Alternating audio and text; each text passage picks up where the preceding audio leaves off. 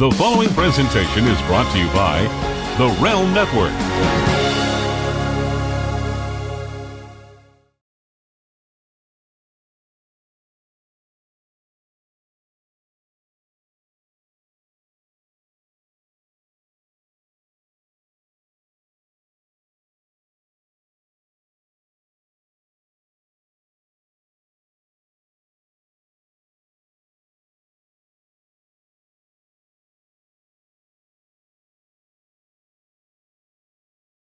The Attitude Era is widely considered by many as the greatest product the WWE has ever had. Now, relive the entire journey with exclusive commentary, insights, and episodic discussion with head writer Vince Russo.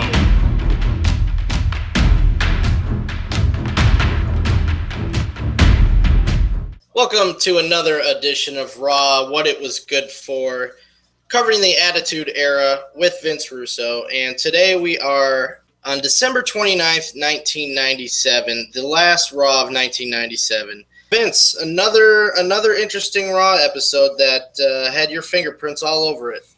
You know, Jeff, it's interesting because I got to tell you, there's a little psychological change in writing these shows when you're around the holidays. Okay, bro, like when you're around Christmas, when you're around New Year's, because you have to assume that a lot of people are going to miss the show. You know, it's the holidays, they're visiting family. And keep in mind, bro, we're not talking about the days of DVR. If they missed this show, they couldn't go online to see it, there was no DVR, they missed it. So sometimes you book these shows a little bit differently because you didn't want them to see like a major event that they perhaps could have missed. So I got to be honest with you, when we opened up the show with like a match between Goldust and Austin, and I'm sitting there and I'm questioning, you know, that's not the usual formula. You know, immediately in my mind, I'm like, well, it was before New Year's, so we probably booked a lighter show in case people would miss something. But then, bro, by the time we got to the end of the show, I was like, are you freaking kidding me? If that was a lighter show, I would have hated to see what a full show would have been. But it was interesting, bro, and I want to point this out that, you know, we started with Goldust and Austin in a match, okay? There are a couple of things I want to say, bro, about this. First of all, and you very rarely see this today, all the props in the world go to Dustin because, bro, every single week he just wanted to be as bizarre as he possibly could. He didn't care what he wore. He didn't care if he went out there in a diaper. He didn't care if he changed his dialect to sound feminine. He didn't care. And the beauty of that, bro, here's the beauty of it. This is a guy that got over, because I say this all the time, bro, he did not take himself seriously. And he was willing to go out there and do whatever he had to do to get people to pay attention and notice him. A lot of the stuff you would see with Goldust, and especially the artist formerly known as Goldust and all that stuff, a lot of that stuff, you know, was him. You know, he'd come to me before the show, either dressed the way what he was going to do. I have an idea, I want to do this and I want to do that. And keep in mind, bro, it wasn't this strict army base the way it seems to be today. It was really the writers, you know, me working with the talent collectively. Okay, what's the best way to do this? And then you would get the segment. So, you know, I just wanted to point out the fact of, you know, him first, not being inhibited, not taking himself seriously, and whatever he had to do to put the spotlight on himself. Yeah, I was a little surprised at the match being first as well, but then it turned out not being a match anyway and being an opening segment, so that was probably the plan, you know, that I would assume going through your head at the time. We're at the Nassau Coliseum for this episode, and every one of these episodes, when you turn it on and it starts, and the pyro whistles down to the stage, and then it explodes, and the music is blaring, and the crowd is going absolutely insane. compare that to what the crowd. Now, last night was an exception. The Seattle crowd was very into it, and they did pyro at the beginning of last night's actual Raw. But that's not the norm anymore. A lot of Raws don't start with the pyro. A lot of Raws just start with somebody's music and somebody coming out. But that crowd is excited, man, as soon as that show starts. And a lot of that has to do with the pyro and the whistling and the music, and a lot of that has to do with they know they're going to get a good show. So that's just you look at the difference between the people in the crowd during these shows and the people in the crowd now, and the level of excitement, it's not even close. Yeah. Not even close. Yeah. So we start off with supposed to be Goldust versus Steve Austin, and Goldust comes out in that baby outfit with a giant bottle. So Stone Cold comes out, says he's not going to wrestle him, but he has a New Year's present, and he starts to lower something from the ceiling, rectangular box that's covered in a black blanket or curtain. So Austin yanks it into the ring and removes the cover, and it's a porta potty. And he puts over how it's like one of the nastiest porta potties, and people have been using it all day. And then while he's doing that, Goldust sneaks in the ring to try to get him, and Austin sees him coming, hits him with the door. And that was a beautiful sell, by the way, by Dustin getting hit by that door. I mean, it was awesome. So Austin throws Goldust in the porta potty, tips it over. Before that, Goldust comes out, gives him a stunner, throws him back in, and then he tips it over. And Luna helps Goldust out. That segment, or that in-ring ends, and we see this huge crate on the stage. And Michael Cole's putting over, he's wondering what's inside that crate. First of all, with the Crapper 316, where I was, bro, was I was always afraid of people changing the channel. So I probably wasn't all that confident in Goldust and Austin, because Goldust, keep in mind, bro, he peaked as Goldust, and now it's the artist formerly known as Goldust. Not his fault. It was done for, political reasons. So he wasn't as over as he once was. So I was very concerned about this. So immediately when I'm concerned about this, I'm thinking spectacle. I'm thinking there needs to be something where the audience isn't going to change the channel. So when Austin came down, he immediately let us know there's something overhead. He pulled it in the ring, the whole 9 yards. All of a sudden, there's a porta-john in the middle of the ring. So now right away, okay, if I'm flipping through the channels and I see a porta-john in the middle of a wrestling ring, I'm not going anywhere. So that was the whole point of it. Here's another thing I want to point out, Jeff. So many times people want to say to me, oh, if the WWE wasn't Vince editing my ideas and this, that, and the other thing, and it wasn't all Vince, then why didn't I have the same success at TNA? Okay, bro? Well, let me address that right here. First of all, we had 2 million people at TNA compared to their 350,000 today. And quite frankly, I don't even know if it could have peaked beyond that. But regardless of the fact, this is exactly what the difference, okay? Hanging a crapper and dropping it in the middle of the ring, and Austin staying on top of it and destroying it and buying it and the whole 9 yards, that's not an option at TNA. As a writer going in, first and foremost, you're in Universal Studios in Orlando. You have to get their permission to drop that from the top of the ceiling. Second of all, it's not an arena. It's a very small venue. You don't even know if it's doable. Third of all, there's no way in hell that TNA is going to spend the money on a porta potty that you're going to destroy and throw away. They don't have the finances. So immediately something like this could not have been done in TNA based on what you're working with. Nobody ever wants to understand that, bro. Budgets come into play, and what you can do, basically comes to play. And here's another thing, bro, that I have to say. Again, nobody wants to give credit to me. Nobody wants to give credit to the writers. Nobody wants to give credit to me and Ed.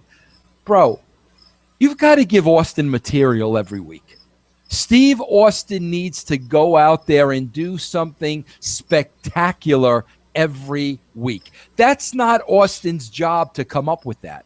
That is the job of the writers, to come up with Crapper 316, the sports car filled up with cement, the Zamboni, the driving the beer truck in the arena. We had to come up with that stuff. So, again, people that say, oh, you want to take credit for the Attitude Era. First of all, I never in my wildest dreams would take credit away from anybody on that roster. They were all great superstars.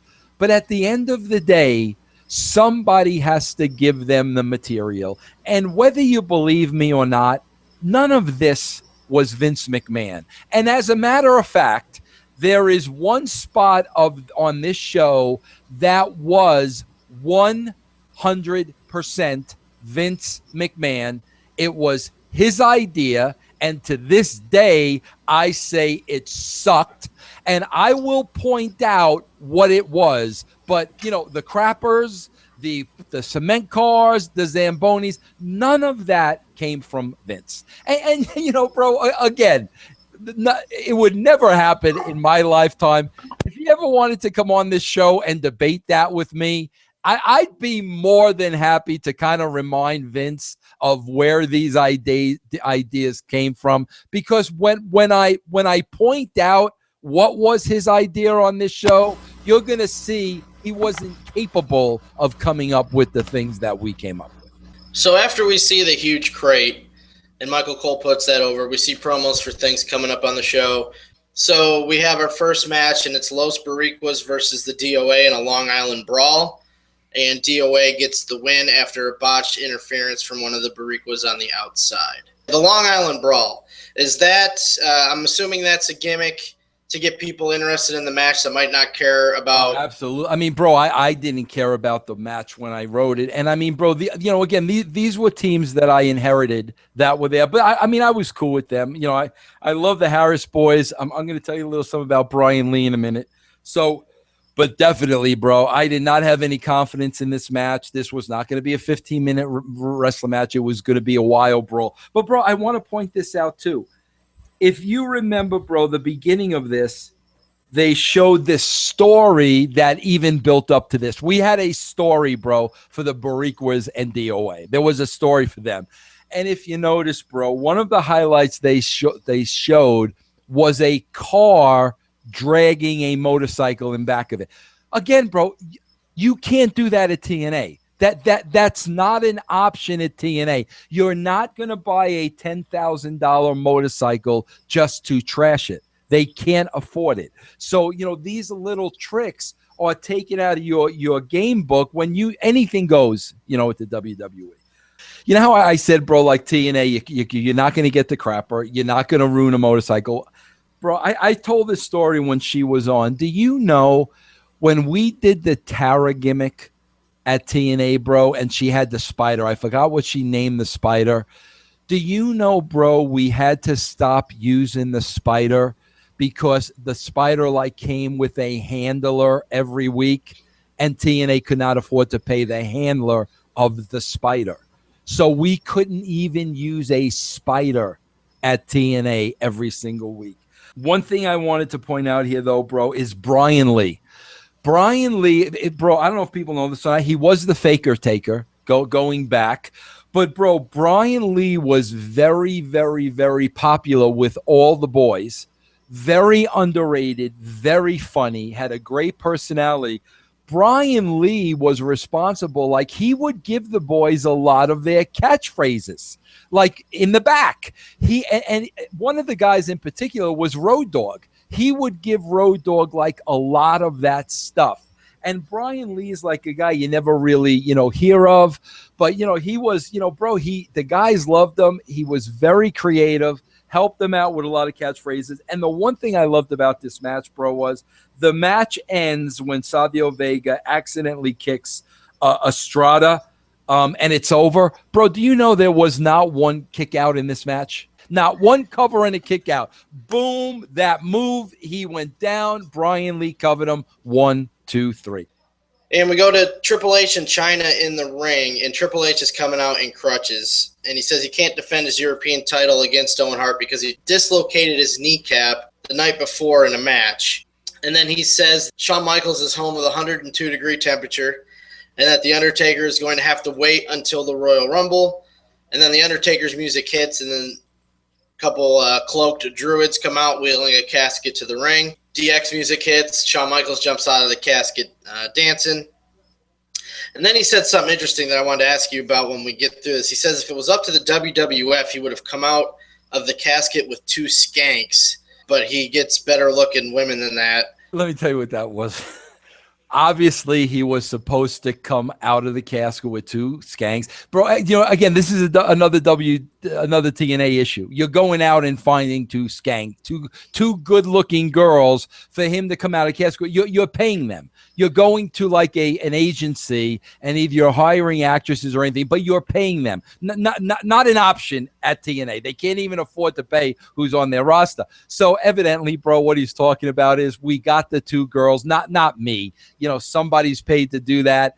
And obviously they were not up to Shawn's par, and he thought they were skanks and they were ugly, and he refused to go out with them. That's basically what he's shooting with here and referring to.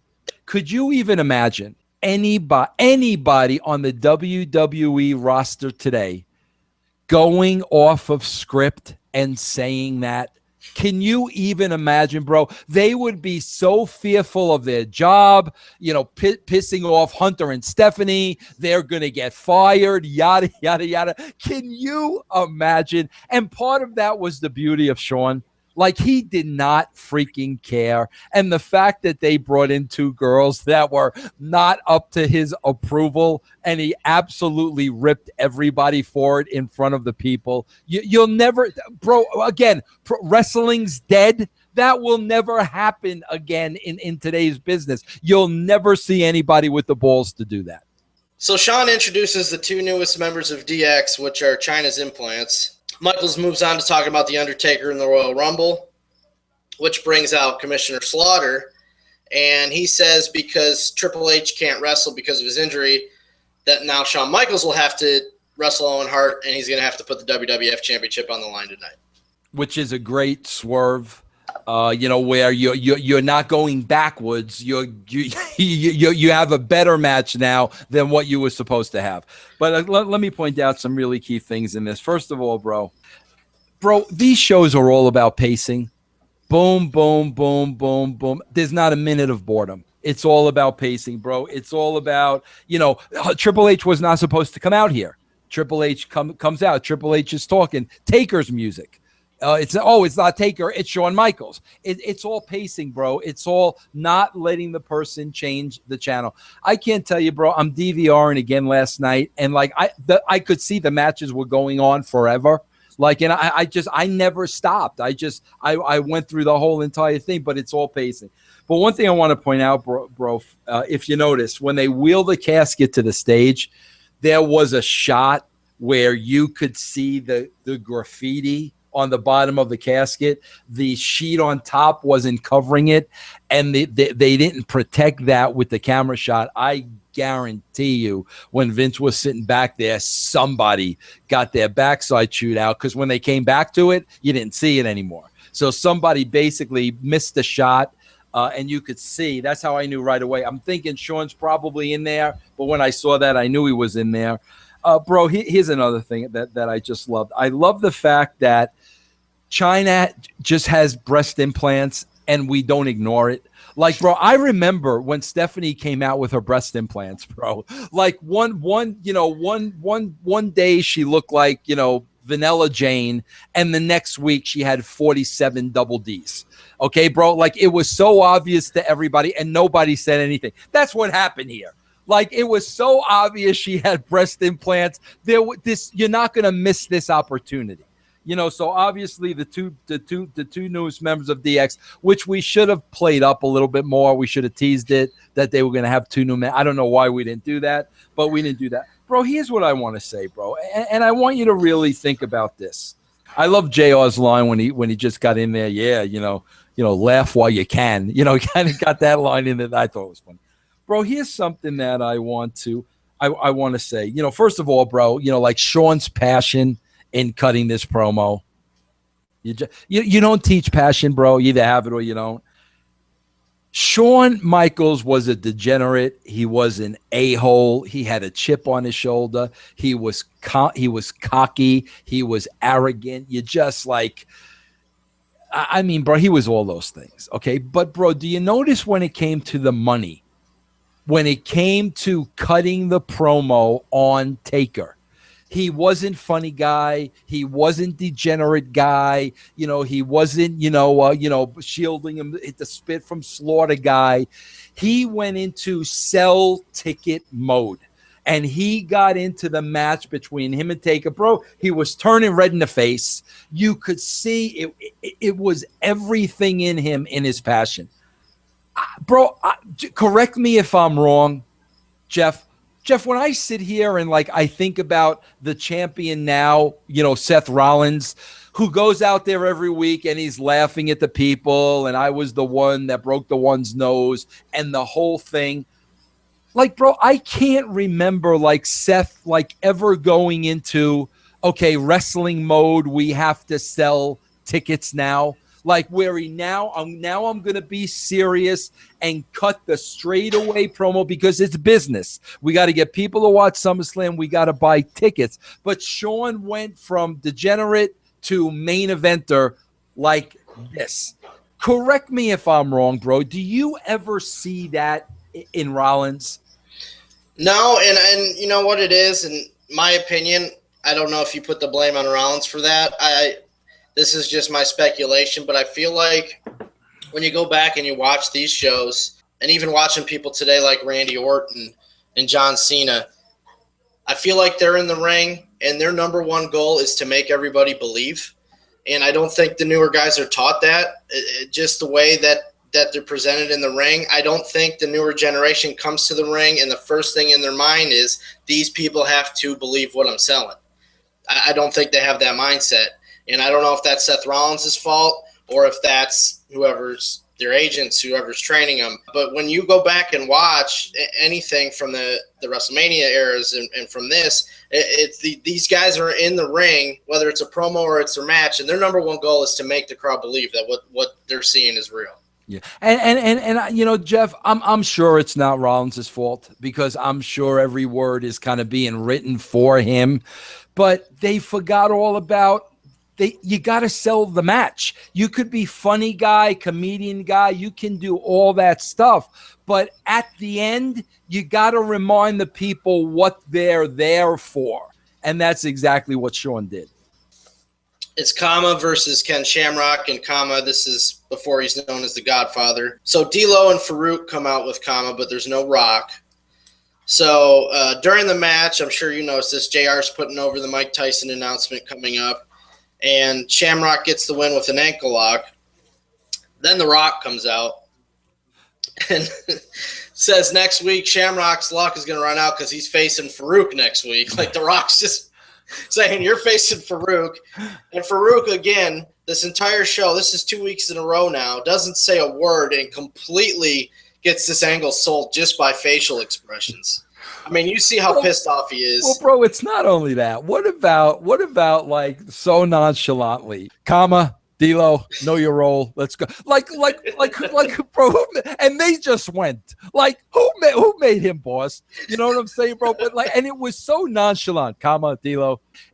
That's the stuff you notice. That's the stuff that's absolutely priceless.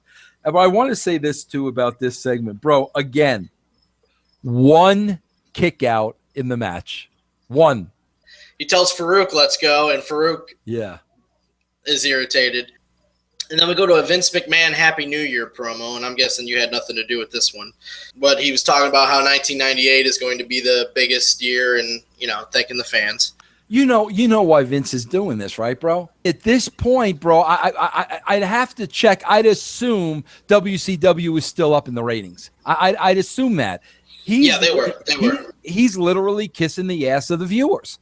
He's literally kissing their ass. Thanks for joining us. It's going to be better in 1998, blah, blah, blah, because we're in a fight and we're losing it right now. He was losing a war here, and that's why this spot was in this show.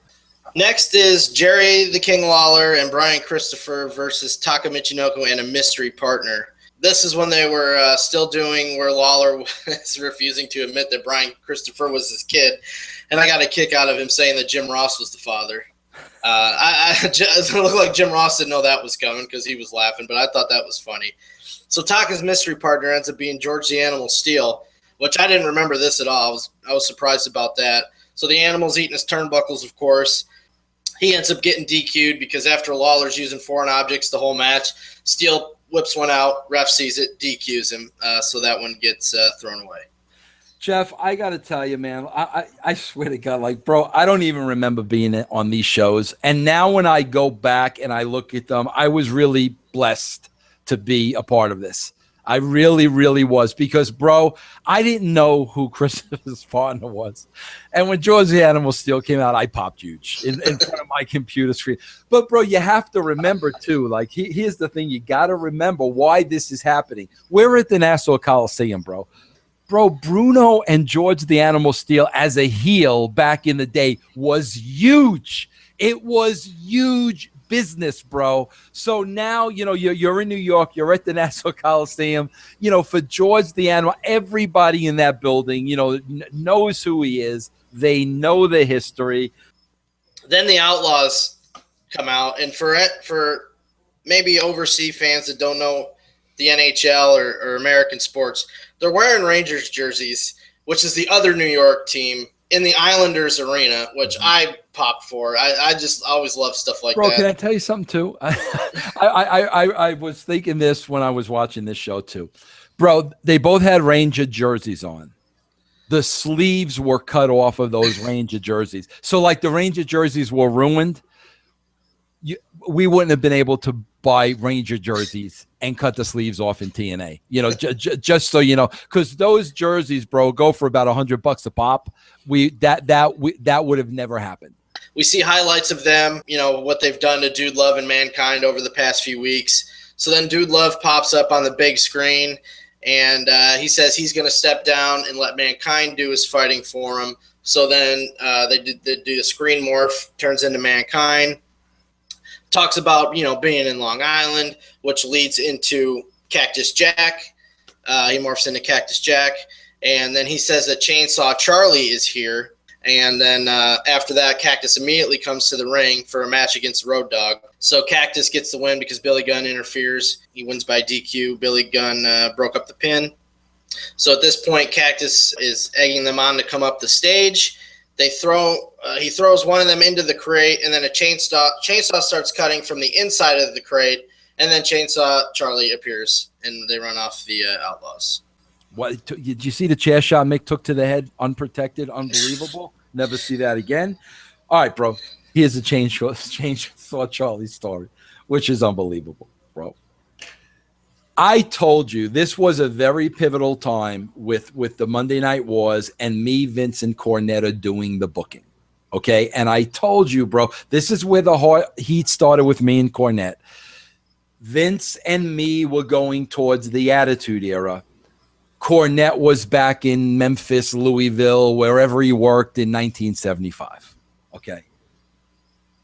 So Cornette comes up with the idea. I'm positive it was him who suggested Terry Funk. You know, Jim Cornette with Terry Funk, bro, is almost like me and Rihanna. Okay, I mean, you know, Terry Funk. Oh, Terry Funk. Okay, so he suggests Terry Funk. There was a history too between Terry and Cactus. We all know they worked around everywhere. Okay, so bro, now the next thing that comes out of his mouth is, I swear to God, this is an exact quote, Jeff. I'm not kidding you. Let's put Terry Funk in a box and sit him on the stage for the entire show, because everybody knows in wrestling when somebody comes out of a box, they're immediately over. That's his exact quote.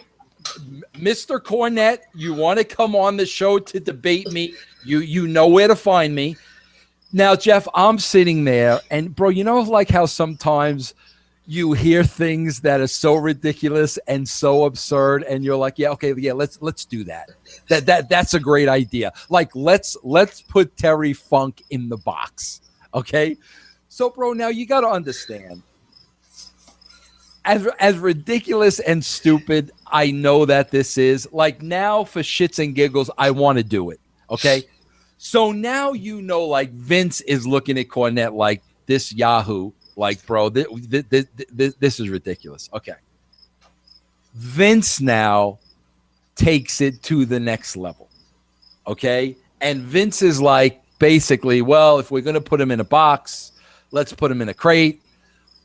Let's give him a chainsaw. Let's name him Chainsaw Charlie. Bro, you had to see Cornette.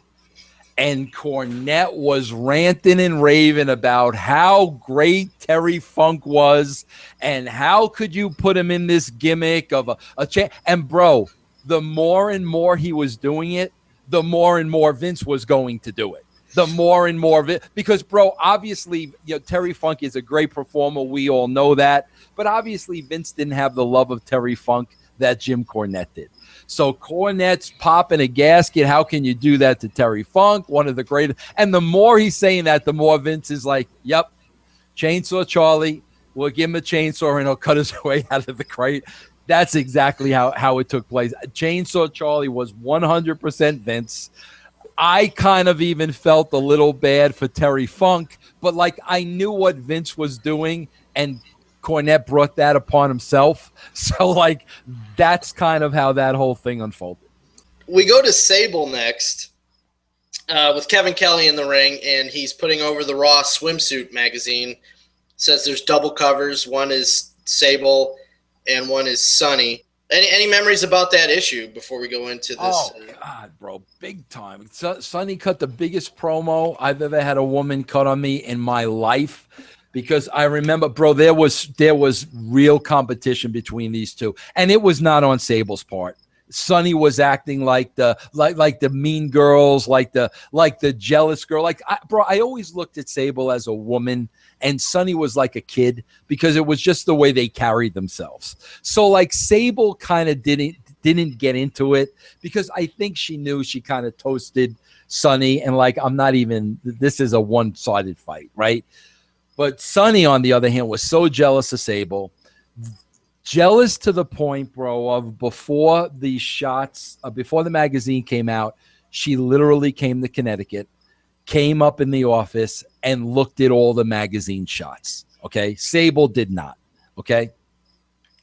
So I remember, bro, I'm looking at the shots with her, and we picked, like, a very, very, like, erotic shot of Sunny for the magazine.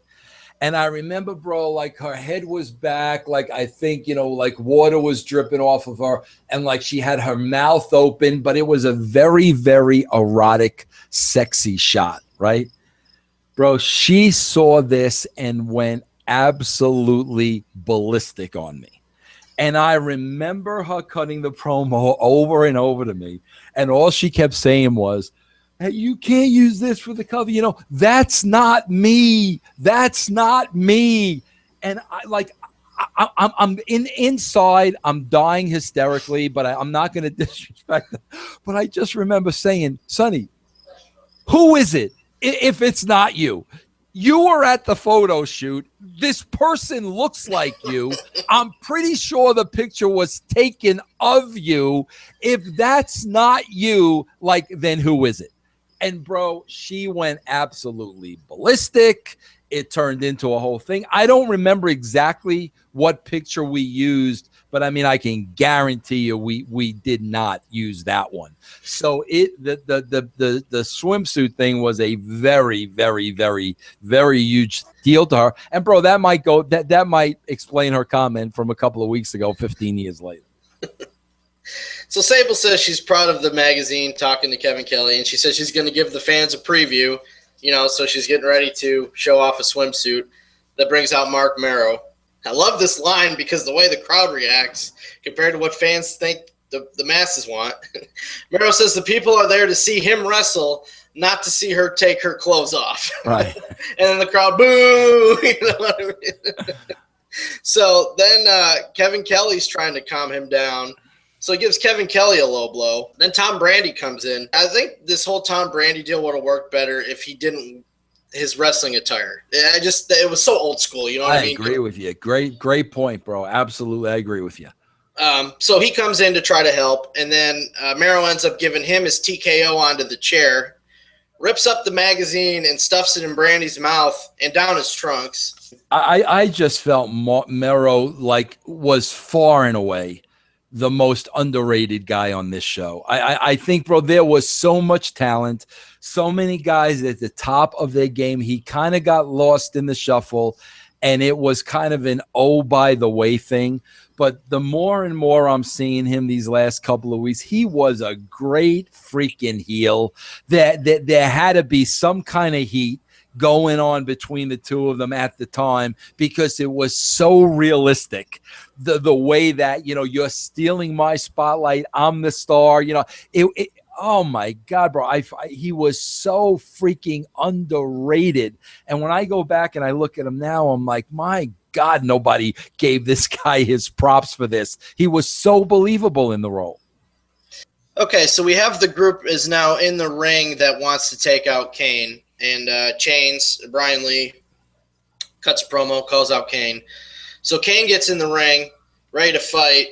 The Undertaker's music hits. This time it really is the Undertaker. So he comes out and he helps Kane clear the ring. And then he leaves and he looks into the camera and he says that he will burn in hell before he fights Kane. And also, what I loved about this too, Jeff, first of all, the Taka turning is the swerve. But, bro, if you notice, let's talk about story again. The backstory here is Kane had destroyed all these guys in the past. You see, and they all came united to take on Kane. We didn't just bring on 7 guys to fight Kane. There was a backstory where he had already destroyed these guys. Now they band and came together to take him on. Even something like that, I would not have allowed, okay, he's just going to fight 7 guys. I would have said no, because it's a squash. We know what the finish is going to be. No. But the fact that there was a story here and they were immediately dumped out of the ring, it was okay to do. Michael Cole's backstage interviewing the Outlaws, and he asked them about defending the titles against the Legion of Doom coming up at the Royal Rumble. Billy Gunn starts flipping out. He's worried about this maniac with the chainsaw. And so at that time, the chainsaw comes through the door behind him. Chainsaw Charlie, Cactus Jack come through and run off the Outlaws. We'll go to the big Jim Cornette commentary next.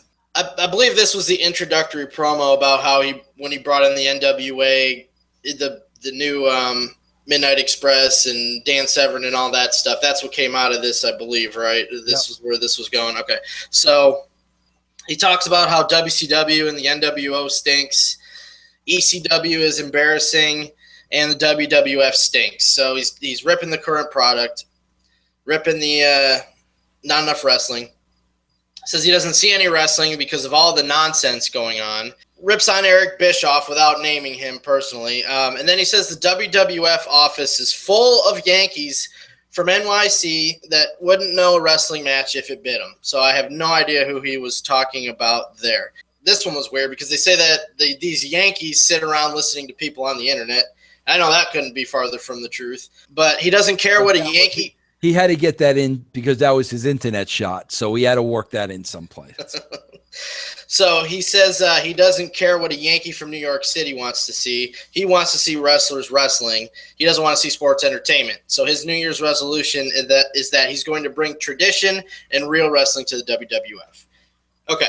Lots of stuff to cover here, because you confirmed on our show we did earlier that this was 100% a shot at you, because you're the Yankee from New York City in the office. You're the one writing the product, so this is a shot on you.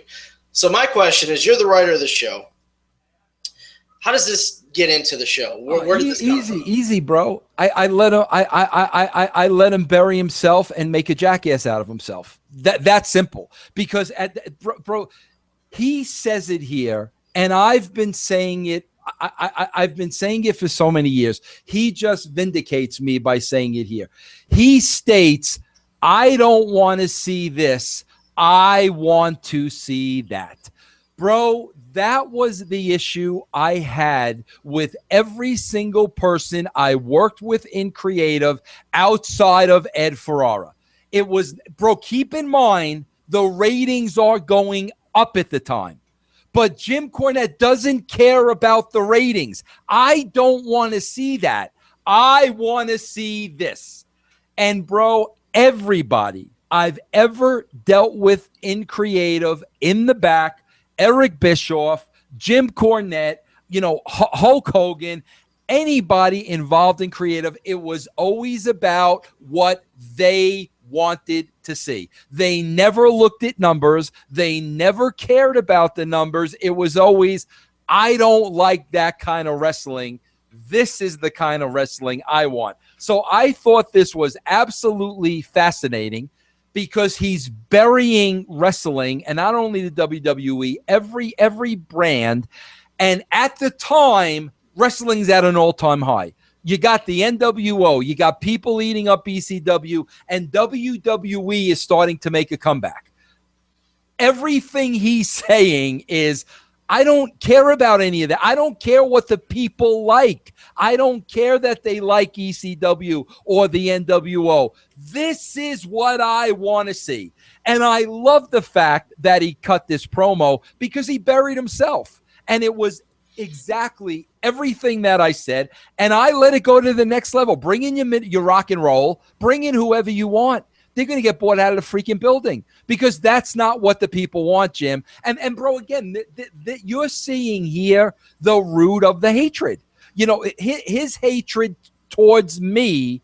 I am the symbol of what wrestling became and what he despised. I am that symbol. But, like I said, bro, he's ripping the product across the board while it's at an all-time high. There are so many people like that I dealt with in the business that could have cared less what the people wanted, what the ratings were. It was all about their personal taste in wrestling. And I am so glad I saw this. I am so glad, people get to see this and I get to talk about it because this just vindicates everything I've ever said. He blames Vince Russo for changing the wrestling business and what the fans wanted, when at the end of the day, they were the ones that dictated to us. You pointed it out in the Mero thing. These people didn't come here to see you take your clothes off. They came here to see me wrestle. No, Mark, they made that loud and clear. The fans changed the direction of the business, just like they're changing it today. But the problem is, bro, the only fans that exist are the internet wrestling community and the hardcore wrestling fans, and they're dictating what they want. They're the small portion. They're not the mass audience. So it's very, very similar, but unfortunately, like I said, today they're catering to the smallest minority with the loudest voice. Sunny's music hits. This was kind of awkward. She come out just dancing with the Raw magazine and then went away. So I didn't know what that was. Bro, it was so weird. Bro, you got to understand. Sable was on some covers. It was a dual cover gimmick. And there's no way in hell Sable was going to go out there and promote her magazine and Sunny wasn't going to get her 2 cents in. So that's exactly why that spot was written in the show, bro. So she dances for a while, leaves. So then Jim Ross gets back to the Mike Tyson announcement. And he says that Mike Tyson is in negotiations to participate in WrestleMania 14. So this is the first time it's officially mentioned on WWF TV about Mike Tyson coming in. Bro, this was all Vince. This was 100%. Vince saw the value of, Tyson was banned from boxing in Vince's mind was, since he's banned for boxing and can't appear on pay-per-view, they will pay to see him appear on pay-per-view, even if it's on a wrestling show. This was 100% Vince 100% pure genius. Again, bro, do we really want to sit here and compare this to TNA and what Vince had to pay Tyson in order to do this? I mean, give me a freaking break. But Vince nailed it. Tyson was the beginning. I mean, no doubt in my mind, Tyson was okay. As the great Christopher Daniels would say, the landscape has now changed. We go to the Shawn Michaels and Owen Hart championship match. And one thing I noted is, if you don't remember, go back and watch, and this entire show pretty much, but this match particularly, how excited Jim Ross is calling the match. Excited. This match is huge. This is a big deal. And the majority of matches we see today, it's kind of like you're watching C-SPAN or something. Like they're just telling you what's going on very calmly, and there's really no enthusiasm. You know what I mean? Bro, I wrote it down. It's right here on my notes. Sharpshooter. I mean, I wrote it down. It's like it is exactly what you're saying. Jeff, for you to sit here and me to sit here and write down commentators' notes, it's like, but he's like, you can't help yourself. He's so in the freaking moment, and sharpshooter, and right away, what's running through your mind now? Brett, he's doing it. The history with Brett and Shawn, and Owen's going to use that. I mean, it's bro. You can't teach somebody that. I just unbelievable, bro. That's a whole different. It's being on a whole different level, Jeff. That's what it is. Owen does have the match won. He locks on the sharpshooter, and then Triple H breaks it up with his crutch, causing a disqualification. So, and then we go off the air hot with DX clobbering on Owen. And you've mentioned this before, and people might not know what I'm talking about. So do you want to explain what going off the air hot means, and how, in your mind, this keeps the viewer invested in wanting to watch the next program? Yeah, basically the fight is still going on. We're running out of time. You leave them wanting more. That's the best way I can say it, because I cannot tell you the last time I watched a WWE show where I didn't want it to be over. I couldn't wait for it to be over. I just want it to end. Are we done yet? Are we done yet? Are we done yet? You leave them wanting more. So you leave them hot in the middle of the action. Did anything happen after the match? Did they hurt Owen? Did somebody come down for a save? Whatever it may be, you're already starting to hook them for the following week. One thing, though, too, I want to point out in this match, bro, is keep in mind, Jeff, throughout the entire show, right, there's one kick out through the entire show. In this match, there's 5. So it meant something. So, you built it the whole night. Everything you saw, the Lawler match, the Boricuas and DOA, the Shamrock and Kama, all those matches, bro, one kick out in all those matches where it counted in the main event. Pat Patterson's laying out this match, but how many times today, every single match, I mean, guys are killing each other and kick out. Look at that stuff in the psychology today compared to this match. The way Shawn sells, Owen's comeback. You want to talk about telling a story in a wrestling match? I'm watching this and I'm like, there's nobody else in the world that could have done this but Pat Patterson. That's another one in the can.